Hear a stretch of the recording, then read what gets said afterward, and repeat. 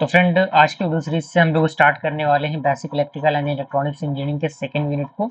और रिसेंटली हम लोगों ने फर्स्ट यूनिट को अच्छी तरीके से कवर अप किया हुआ है। तो अगर आपने वीडियोस को नहीं देखा है तो जरूर देखिएगा। प्लेलिस्ट का लिंक आपको नीचे डिस्क्रिप्शन बॉक्स में मिल जाएगा, आप वहाँ से प्लेलिस्ट को चेकआउट कर सकते हैं। ओके, तो आइए वीडियो को स्टार्ट करते हैं।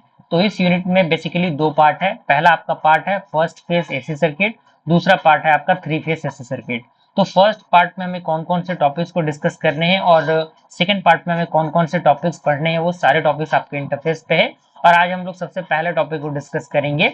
अब यहाँ पे देखिए, फर्स्ट फेज एसी सर्किट के अंदर हमारा सबसे पहला टॉपिक होगा generation of sinusoidal AC voltage. दूसरा टॉपिक होगा हमारा कुछ बेसिक डेफिनेशन होंगे, जैसे कि एवरेज वैल्यू क्या होता है, RMS value, form factor, peak factor of alternating quantity.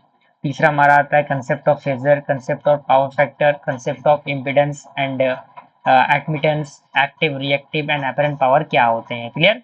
दूसरे पार्ट में हमारा थ्री फेज एसी सर्किट आता है, जिसमें सबसे पहले हम डिस्कस करेंगे necessity and advantages of three phase system, यानी नेसेसिटीज क्या है, एडवांटेजेस क्या है थ्री फेज सिस्टम के।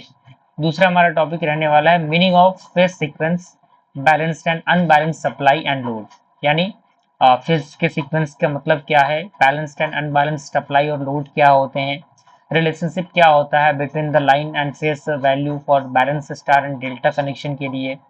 और अगला हमारा टॉपिक रहेगा power in balanced and unbalanced three phase system and there measurement. Okay, तो पहले टॉपिक को हम डिस्कस करते हैं आज लोग, जिस टॉपिक का नाम है generation of sinusoidal AC voltage. Clear. तो यहाँ पे सबसे पहले जानेंगे कि एसी करंट क्या होता है, जिसे हम लोग अल्टरनेटिंग करंट कहते हैं। तो यहाँ पॉइंट कह रहा है कि the path for the flow of alternating current AC is also known as AC circuit, यानी एसी सर्किट हम डिस्कस कर रहे हैं कि तो वो ऐसा पाथ जहां से अल्टरनेटिंग करंट फ्लो होता है, यानी जहां से अल्टरनेटिंग करंट एसी करंट हमारा फ्लो होता है, उसी पाथ को हम क्या कहते हैं, एसी सर्किट कहते हैं।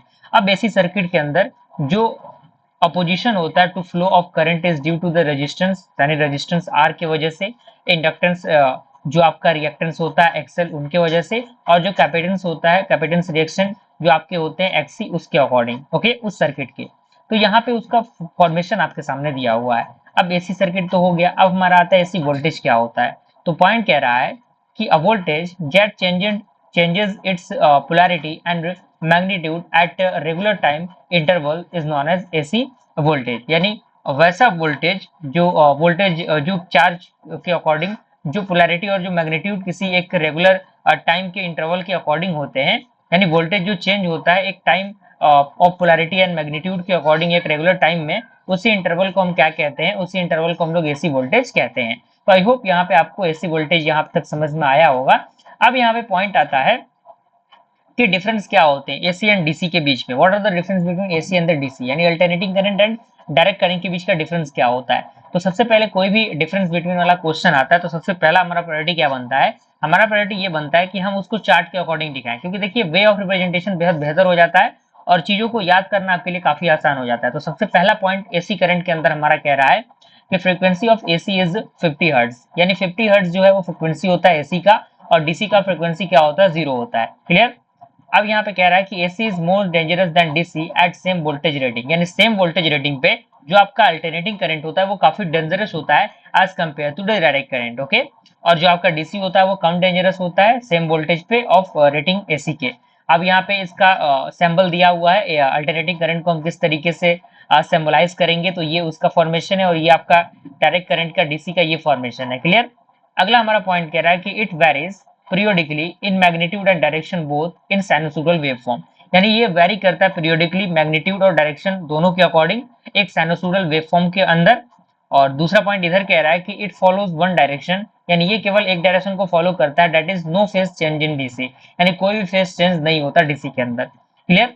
अगला हमारा पॉइंट कह रहा है कि एसी ट्रांसमिशन इज इकोनॉमिकल, यानी जो एसी ट्रांसमिशन होता है वो काफी इकोनॉमिकल होता है, लेकिन जो डीसी ट्रांसमिशन होता है वो काफी कॉस्टली होता है, यानी जो एसी है वो तो सस्ता है, लेकिन जो डीसी है वो क्या है, काफी ज्यादा महंगा है। ओके, तो यहाँ तक कोई परेशानी आपको नहीं होनी चाहिए, यहाँ तक समझ में आया होगा, सारी चीज आपको समझ में आई होंगी। ओके, तो ये तो हमारा क्या था, बेसिक से डेफिनेशन थे एसी और डीसी के बीच में। अब यहाँ पे एग्जैक्ट टॉपिक को हम डिस्कस करेंगे, जनरेशन ऑफ साइनोसॉइडल को एसी वोल्टेज के। तो यहाँ पे आपके सामने कुछ चीजें दी गई हैं, तो इसको हम नेक्स्ट वीडियो सीरीज के अंदर ही रखेंगे तो बेहतर रहेगा। तो आई होप एसी डीसी आपको समझ में आ गया होगा। Thank you.